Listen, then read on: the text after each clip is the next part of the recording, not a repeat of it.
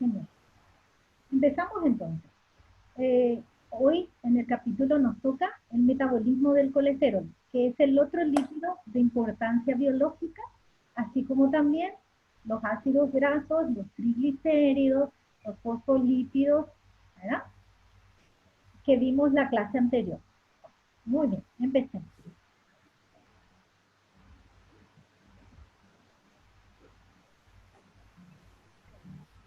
Qué hermosa imagen, ¿verdad? La acumulación de colesterol en la pared de las arterias.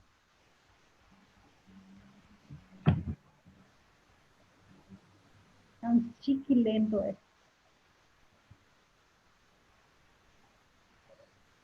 ¿Por qué siempre lo rico tiene que tener exceso de grasas, verdad? La grasa da sabor. Textura, aroma, ¿qué es lo que no da? En la alimentación la grasa es importantísima, por lo menos para fabricar alimentos que sean apetecibles, es indispensable. Bueno, muy bien. Como nosotros sabemos, el alcohol es el colesterol es una molécula que tiene 27 carbonos y tiene una estructura característica que se llama ciclopentano per hidrofenantreno. Este es el ciclopentano. La denominación per hidro es por el OH que está aquí y estos tres anillos fusionados se llaman fenantreno. Es una estructura característica de un grupo de compuestos que se llaman esteroides. Un esteroide, por ejemplo, es el estradiol, la progesterona, la testosterona. Bueno, ¿qué es el colesterol? ¿Verdad? Como dijimos, la estructura básica se denomina esterol, abunda en tejidos corporales y hay un nivel plasmático de colesterol en la sangre, que es 200 miligramos por decilitro. ¿De dónde proviene el nombre de colesterol o cholesterol? Por eso que se utiliza la sigla CH en inglés. ¿No? Deriva de la palabra griega que es cole, que significa bilis, y estéreo, que significa sólido. Bilis sólida. ¿Por qué? Porque la primera vez que se aisló el colesterol lo hicieron a partir del cálculo de una vesícula biliar. Muy bien. ¿Cuántos gramos de colesterol se sintetizan al día en el cuerpo? El cuerpo puede fabricar 1 gramo de colesterol por día. 1 gramo, todos los días. Y la dieta puede llegar a aportar 0,3 gramos por día. Si ustedes se dan cuenta, esto significa el 30% del colesterol total. Y esto es muy importante desde el punto de vista nutricional. ¿Por qué? Porque si mi paciente tiene alto su colesterol y yo le doy una dieta libre de alimentos con colesterol, ¿cuánto de colesterol lo que va a bajar él? Solamente el 30%. ¿Sí? Por lo tanto, para ciertos niveles que superan los 250 miligramos por decilitro en la sangre, lo que ya se busca hacer es bloquear la síntesis del cuerpo. Y por lo tanto, necesariamente ya se administran pastillitas. ¿Sí? Bajar el nivel de colesterol es más difícil que bajar el nivel de la glicemia. ¿No? ¿Por qué? Porque el cuerpo fabrica activamente colesterol.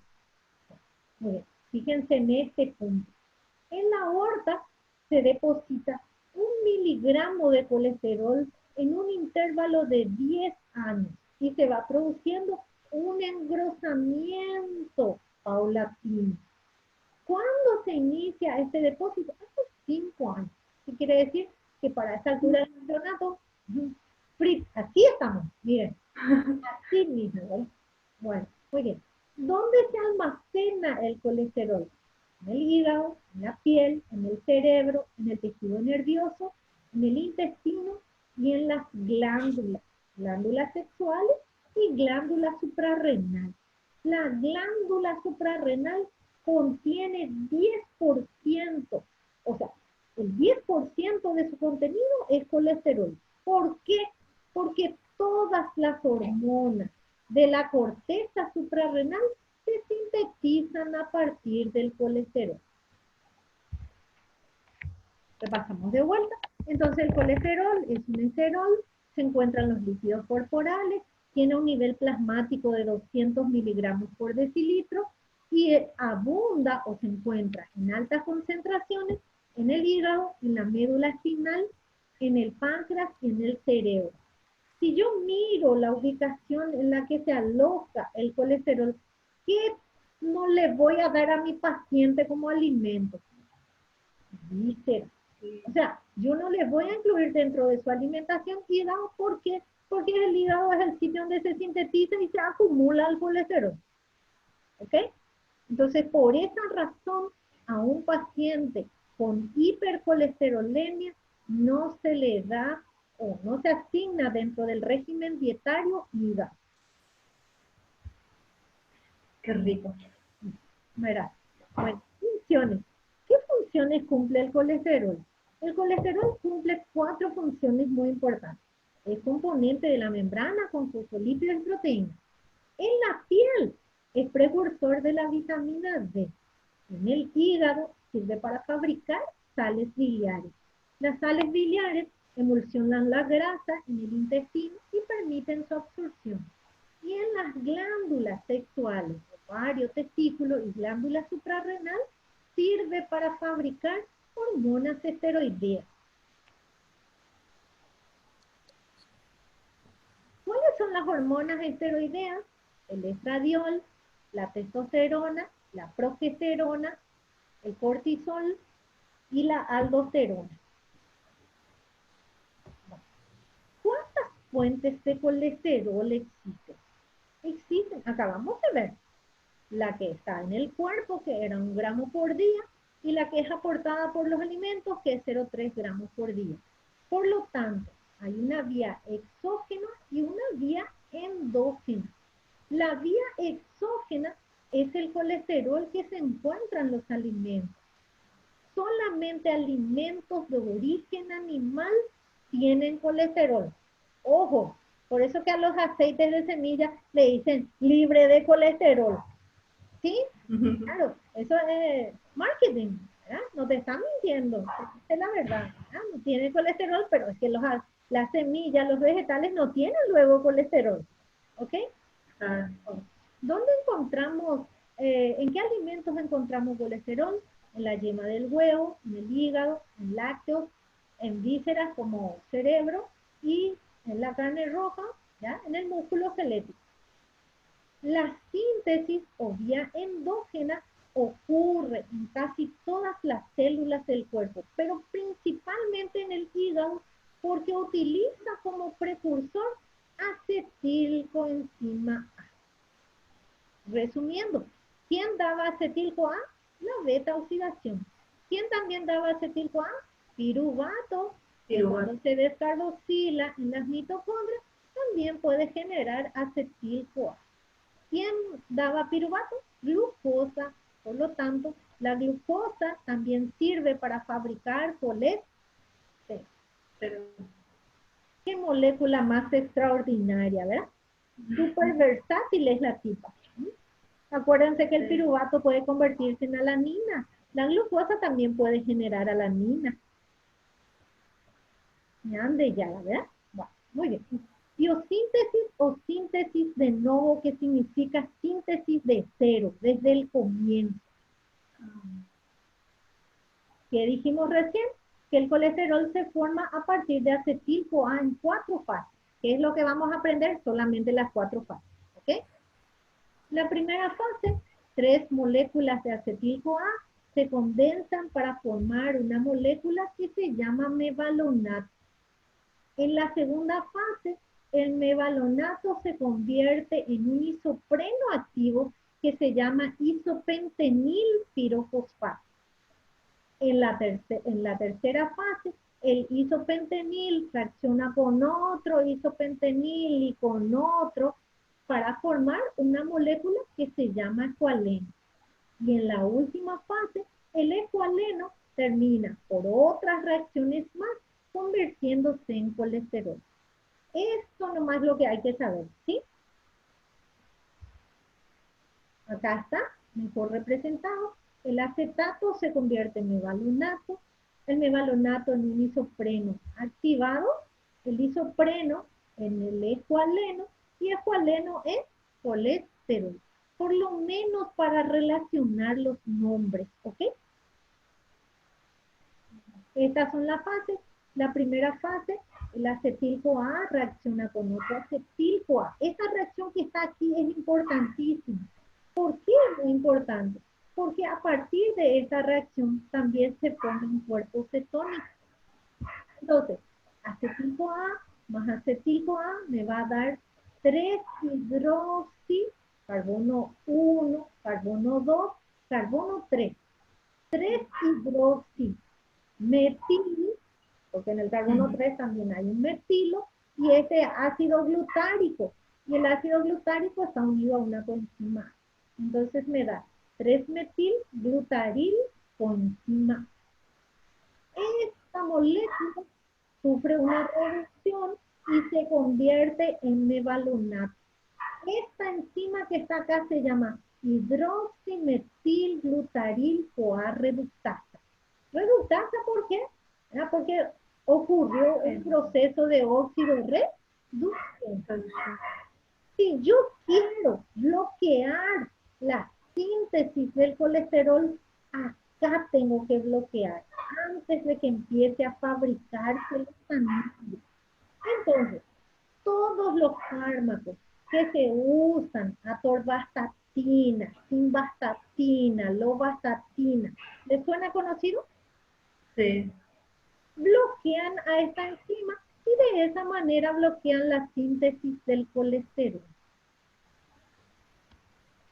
La segunda fase, el mevalonato se convierte en un isopreno activo. Y los isoprenos activos, los dos más importantes, se llaman isopentenil pirofosfato, que está acá, y el otro isopreno activo se llama dimetil alil pirofosfato. Mucho gusto. Estos reaccionan entre sí, ¿verdad? Para formar geranil. El geranil va a volver a reaccionar con otro isopentenil y va a formar farnesil. El farnesil va a reaccionar con otro farnesil y me va a dar ecualeno.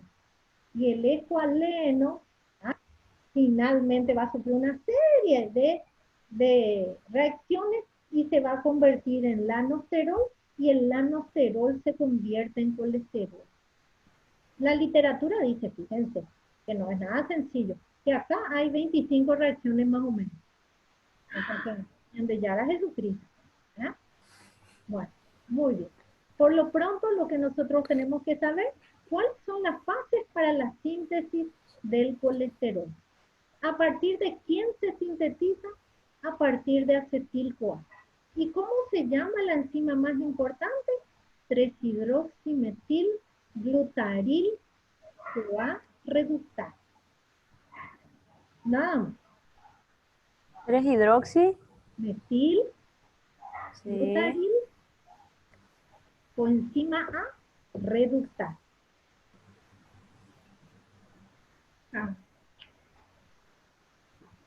¿Ok? Sí. Esa es la enzima más importante. Bueno, fíjense acá. Dice, ¿cómo se puede disminuir la síntesis del colesterol? Uno, regulando la actividad de la enzima más importante. Dos, ¿cómo entra el colesterol en el interior de las células? Gracias al LDL. ¿Pero qué necesita el LDL para entrar? De unos receptores. Entonces, ¿cuál es el otro punto para bloquear el exceso de colesterol en el interior de las células? Bloquear la síntesis del receptor. Y el tercer punto, que normalmente los ácidos grasos deben estar esterificados para que puedan ser liberados, entonces bloquear la esterificación y de esa manera se regula el exceso de colesterol circulante. Hay un último tipo de regulación que acá no está expresado, pero igual les voy a comentar. El colesterol puede bloquear su síntesis a nivel del ADN. Es la única molécula que puede actuar como un bloqueador de la síntesis de la enzima a nivel del ADN. Imagínense que teniendo tantos mecanismos de regulación, igual aumentan el torrente sanguíneo. Eso significa que nuestro estilo alimentario es catastrófico, ¿verdad? Para que les den una pauta, ¿verdad? Ya tiene 4 mecanismos de control y aún así la sobrepasa. Quiere decir que está riquísima. O sea, al paraguayo por lo menos le encanta la grasita. Así es.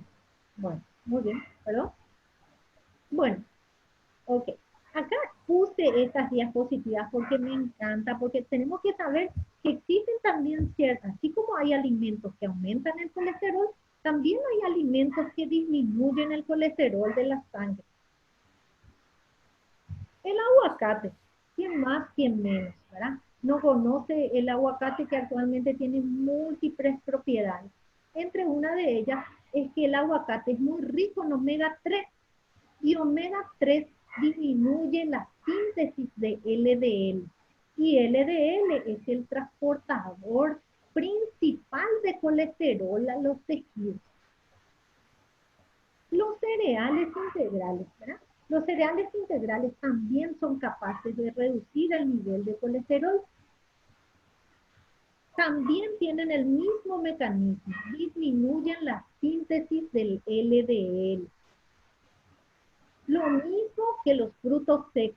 La gran mayoría de los frutos secos son capaces de disminuir el nivel de LDL, pero lo hacen en un porcentaje un poquito menor que nuestros cereales integrales. Pero ¿cuál es la diferencia en los frutos secos? Que aumentan el nivel de HDL. Entonces allí ya aparece un segundo beneficio. No solo disminuyen LDL, sino que también aumentan LDL. 40 gramos por día de frutos secos ya es suficiente para cumplir con esta función.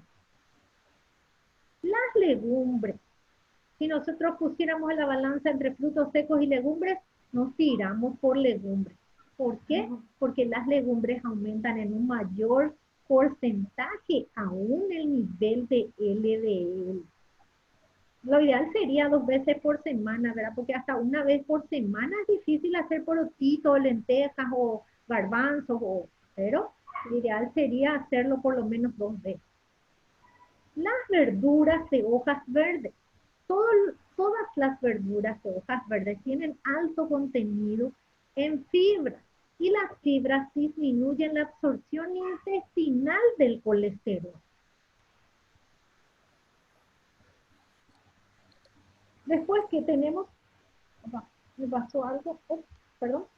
Bueno, en el grupo 6 están los inhibidores de la enzima, de la hidroximetilglutaryl-CoA reductasa. Y en este grupo le tenemos a las semillas, semilla de chía, semilla de lino, ¿verdad? Algunas verduras como la espinaca, la alfalfa, las legumbres germinadas, el famoso, ¿cómo se llama? El repollo ese que se coloca en vinagre. ¿Me pueden decir? ¿Me pueden dar una manito? No sé. Uy, soy mala para eso. Porque bueno, muy bien. Pero esas semillas que se incorporan generalmente a los panes en su gran mayoría o a las harinas, ¿verdad? Son muy buenas para disminuir el colesterol. Ya dijimos, perdón, 7. Y por último, las frutas que son de color morado, ¿verdad? Las que van desde el rango de naranja a morado oscuro son riquísimas en unos antioxidantes que se llaman antocianinas. Súmenle que la uva tiene otro antioxidante que se llama resveratrol y el resveratrol disminuye LDL y aumenta HDL, por lo tanto es un cardioprotector. O sea, ya saben por qué el vino es cardioprotector, porque tiene antocianinas y resveratrol y ambos son, ¿verdad? moléculas que evitan la oxidación de LDL, por lo tanto evitan la formación del ateroma. ¿Ok? Pero ¿qué dice? 100 ml por día, dice. Una copita, no una botella, ¿no? Bueno, oye, ¿qué otra opción tenemos además de los alimentos? Tenemos cambiar el estilo de vida. Y en uno de esos tenemos casi 10 ítems. En realidad son todos 10 luego, ¿verdad?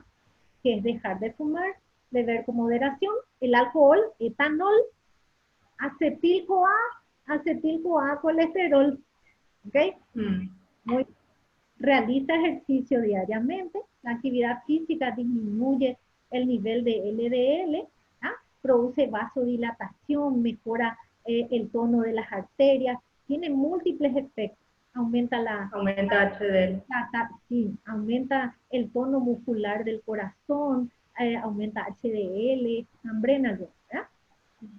Controla tu peso, llega a tu peso ideal, come saludablemente y eso significa reducir grasas saturadas, eliminar grasas trans, o sea, nada galletitas, nada bollería, aumentar omega 3, más pescado, aumenta la ración de fibras para disminuir la absorción del colesterol de los alimentos y al reducir azúcares simples vamos a tener menos piruvatos y al tener menos piruvatos, menos acetil-CoA, por lo tanto, menos posibilidad para fabricar colesterol.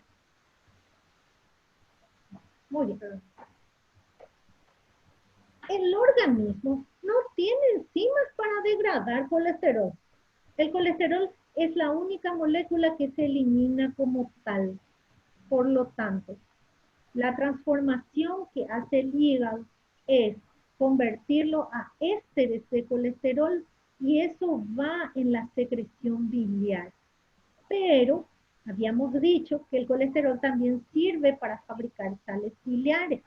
Por lo tanto, una parte del colesterol va a ir como sales biliares y la otra va a ir, ¿verdad?, como ésteres de colesterol. Hay un equilibrio, en la secreción biliar también va fosfolípido. Hay un equilibrio entre la relación de colesterol y fosfolípido para que estos no precipiten. Cuando hay demasiada cantidad de colesterol, el colesterol precipita y se une entre sí y forma las famosas piedras en la vesícula, que no es ni más ni menos que de colesterol. Es un colesterol que está ahí, ¿verdad? Todas, moléculas todas unidas que precipitaron porque hubo una alteración en el equilibrio del colesterol con respecto a los fosfolípidos. Cuando llega al intestino, una parte se reabsorbe y eso se llama circulación enterohepática. Y la otra se elimina por las heces. Las bacterias intestinales convierten el colesterol en colestanol y coprostanol. Y esas moléculas terminan eliminadas por las heces. En resumen, el destino final del exceso de colesterol es terminar por las heces. Es el único lípido que de forma natural se elimina por las heces. El resto se metaboliza. Y porque la célula, acuérdense que no puede perder carbono porque cada carbono significa ATP. Con eso terminamos colesterol. Resumiendo, se sintetiza a partir de acetil-CoA. Tiene una serie de reacciones que implica formar mevalonato, ¿verdad? Isopentenil, pirofosfato, lamisterol, colesterol. ¿Cuál es la enzima más importante? 3-hidroximetil glutaril-CoA reductasa. ¿Qué yo tengo que hacer si quiero bloquear la síntesis del colesterol? Bloquearle a esta enzima. ¿Dónde se almacena el colesterol? Hace rato vimos un montón de órganos. En el hígado, en la piel, en el páncreas, en el intestino, en las gónadas, en la glándula suprarrenal. ¿Qué ocurre cuando hay exceso de colesterol? Tiene que ser eliminado. ¿Quién elimina el exceso de colesterol? El hígado. ¿En qué forma? en forma de ésteres de colesterol o sales biliares. Una parte se reabsorbe y una parte termina eliminada en forma de colestanol y coprostanol, que son productos fabricados por las bacterias intestinales. ¿Quedó claro? Sí. Hay que leer, releer. ¿Eh? Hay que releer más. Ah, muy bien. No te preocupes en el material que tenés, quiero que me sigas nomás. ¿Sí? Sí, sí, sí. Muy bien. Ahora, el acetil-CoA también sirve para fabricar cuerpos cetónicos. Los cuerpos cetónicos en condiciones normales no circulan en el torrente sanguíneo. Solamente circulan en condiciones patológicas. ¿Qué son los cuerpos cetónicos? Son ácidos grasos de cadena corta que se forman en el durante el catabolismo de los ácidos grasos. La beta-oxidación genera acetil-CoA. Cuando hay exceso de acetil-CoA, una parte se va a desviar para fabricar cuerpos cetónicos. ¿Cuáles son los cuerpos cetónicos? El acetoacetato y el beta-hidroxibutírico. Butírico, acetoacetato, los dos tienen 4 carbonos. Y una molécula que no es ácido, que es la acetona, una propanona, un compuesto volátil que se elimina por el pulmón. No se almacena en la sangre. Lo único que queda circulando en la sangre es el ácido acético y el beta-hidroxibutírico. Por ende, los dos cuerpos cetónicos más importantes, ¿cuáles son? El acético y el beta-hidroxibutírico. Esos son los dos cuerpos cetónicos más importantes. ¿Qué es lo que queremos saber? ¿Qué importancia tiene para que sirva? Muy bien. Recién dijimos, uno, ¿qué son? Productos de desecho de las grasas. ¿Por qué? Porque cuando hay excesiva beta-oxidación, una parte va a terminar convertida como cuerpo cetónico. Si hay necesidad, o supongamos el punto azul, se refiere a que, por ejemplo, los diabéticos no pueden utilizar glucosa, por lo tanto usan ácidos grasos. En un ayuno prolongado también se forman cuerpos cetónicos. ¿Por qué? Porque hay beta-oxidación. Entonces, en ese caso, ¿qué es lo que circula en la sangre? Circula cuerpos cetónicos. Entonces, algunos órganos son capaces de usar cuerpos cetónicos como energía. ¿Por qué? Porque tienen 4 carbonos, 6 carbonos. ¿Se acuerdan de nuestra glucosa? Era 38 ATP. ¿Sí? Si nosotros dividimos 38 en 3, serían 12 más o menos. En 4 carbonos, hay 24 ATP. 24 ATP por 7,3 kilocalorías. ¿Cuántos son? 2 por 7, 150 kilocalorías más o menos. ¿Ok? Demasiado importante ya es. 150 por 10 ya es 1500. Ya tengo mi tasa metabólica basal. Muy bien. Son utilizados por el hígado para formar acetil-CoA. Y por último, son sintetizados. Lo puedo ver. Son sintetizados especialmente en la diabetes, en el ayuno y en las dietas bajas en carbohidratos. Hola. Hola, ¿sí? ¿Me escuchan? ¿No se perdió Sí. mi transmisión? ¿Acá? Sí, no veo. Ahí está, ahí volvió. Ahí está. Bueno, muy bien. ¿Cómo se sintetiza? Voy a tener que ir rápido porque tengo 10 minutos, ¿sí? Acetil-CoA me va a generar acetoacetil-CoA. Y el acetoacetil-CoA se convierte en 3-hidroximetil-glutaril-CoA. el mismísimo que el colesterol. Hasta aquí iba en colesterol. Pero acá, por acción de una enzima que se llama hidroximetilcoaliasa, se genera acetoacetato, que es el primer cuerpo cetónico. Y el acetoacetato, al perder un CO2, se convierte en cetona, y si se convierte en 3-hidroxibutirato. ¿Qué son los tres cuerpos cetónicos? Acetona, acetoacetato y 3-hidroxibutirato. ¿Sí? El acetoacetato se convierte en hidroxibutirato y es en acetona. Muy bien. Dijimos que la acetona se termina perdiendo por la respiración y es responsable del olor a acetona de los diabéticos o a fruta podrida. Así es. Dice a frutas, pero no dice a fruta agradable el olor. Sí, parece fruta podrida. Muy bien. ¿En qué otra condición tenemos cuerpos cetónicos? En ayuna, porque hay beta oxidación, y cuando la dieta es pobre en carbohidratos.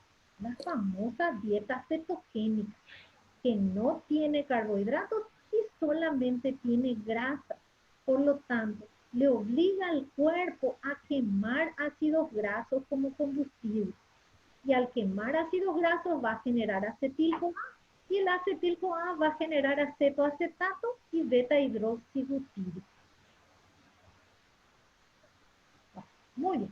¿Qué órganos son capaces de usar cuerpos cetónicos como combustible si hay necesidad? El músculo, el cerebro, el riñón y el corazón. Son capaces de usar acetoacetato y beta-hidroxibutirato porque allí hay aproximadamente 150 kilocalorías. ¿Cómo se degradan los cuerpos cetónicos? Dijimos hace rato que estos pueden interconvertirse entre sí. El hidroxibutirato puede convertirse en acetoacetato y el acetoacetato puede convertirse en beta-hidroxibutirato. Entonces, acá a este le falta una coenzima A. ¿Quién le da la coenzima A? Succinilcoenzima A. Succinilcoenzima A se convierte en succinato y acetoacetato se convierte en acetoacetil-CoA. Y el acetoacetil-CoA reacciona con otra molécula de coenzima A y ya genera dos moléculas de acetilcoenzima A. Y cada acetilcoenzima A que entra en el ciclo de Krebs equivale a 12 ATP. ¿De acuerdo? Sí. 3 de NADH, un FADH y un GTP, y eso equivalía a 12 moléculas de ATP. Por lo tanto, allí hay 24 moléculas de ATP, que nosotros hicimos el cálculo hace rato, que significa 150 kilocalorías aproximadamente. Esto es para ver cómo ocurre, ¿verdad? Ok. ¿Qué nosotros dijimos? ¿Cuál es el órgano que fabrica cuerpos cetónicos? ¿Quién es el responsable de fabricar cuerpos cetónicos? El hígado. En el hígado se fabrica. Pero fíjense lo que es la ironía. El hígado fabrica cuerpos cetónicos, pero no puede usarlo. ¿Por qué no puede usarlo? Porque no tiene la enzima que genera acetoacetil-CoA en 2 moléculas de acetil-CoA. Por lo tanto, lo único que puede hacer es enviar cuerpos cetónicos al torrente sanguíneo. ¿Cuál era esa enzima, profe? La tiolasa. Tiolasa. Sí, no tiene tiolasa. No tiene. El hígado carece de tiolasa o tioforasa, que también se llama así, de esa misma forma, y por lo tanto no puede enviar, no puede utilizar cuerpos cetónicos como fuente de combustible. Muy bien. Ahora, ¿qué dijimos hace rato? Que en el torrente sanguíneo no tendría por qué existir cuerpos cetónicos, siendo que yo estoy cumpliendo una estricta regla y los carbohidratos constituyen la principal fuente. Hay niveles de cuerpos cetónicos en sangre. ¿Qué se mide? ¿Cómo se mide la glucosa? ¿Cómo se mide el colesterol? Solamente que la unidad de medida es milimoles por litro y no miligramos por decilitro. Pero eso se puede convertir a miligramos por decilitro. Por ese es blanco. No nos interesa a nosotros. Ahora miren en el valor. De 0,6 a 1 está ligeramente aumentado. 24 horas de ayuno. De 1.1 a 3.0, 72 horas de ayuno. ¿Y qué dice? Riesgo de cetoacidosis. Cuanto mayor es a 3 milimoles por litro, ya se entra en la cetoacidosis. Ojo con eso. Muy bien. Fíjense acá, este es crucial para entender la dieta cetogénica y el riesgo que significa la dieta cetogénica. ¿Sí? En un ayuno de 12 a 24 horas tenemos un nivel de 0,3. En un ayuno de 48 a 72 puede llegar hasta 3. Después de un ejercicio aeróbico, que hay beta oxidación, por lo tanto una parte va a ir a convertirse en cuerpos cetónicos hasta 2. Por eso que hay un aliento relativamente fuerte después de la actividad física, que ya saben por qué, cuando uno se esfuerza muchísimo. Y fíjense en este último punto, porque ustedes van a tener pacientes diabéticos descontrolados, metabólicamente hablando. El nivel de los cuerpos cetónicos puede llegar hasta 25 milimoles por litro. Cuando el cuerpo cetónico aparece en la sangre, se llama cetonemia. Y cuando aparece en la orina, porque fíjense que el riñón, pobrecito, le intenta ayudar a la sangre porque hay exceso y entonces filtra como siempre. Y aparece en la orina. Y cuando aparece en la orina, se llama cetonemia. Cetonemia cuando aparece en la sangre y cetonuria cuando aparece en la orina. ¿Sí?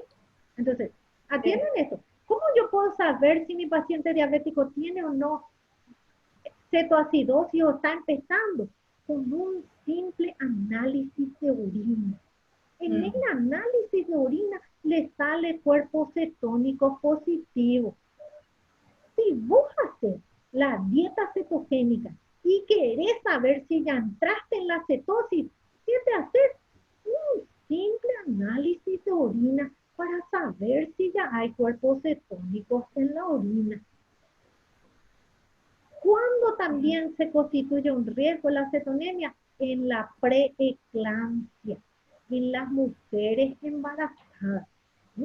Entonces, la presencia de cuerpo cetónico en la embarazada significa preeclampsia. Ojo con eso. ¿Ok? Repasamos de vuelta. Los niveles hasta 1 milimol de cuerpos cetónicos en sangre se consideran. Uy, se cortó. Ligeramente elevados. Correcto. ¿Cuándo hay riesgo de cetoacidosis? De 1 a 3.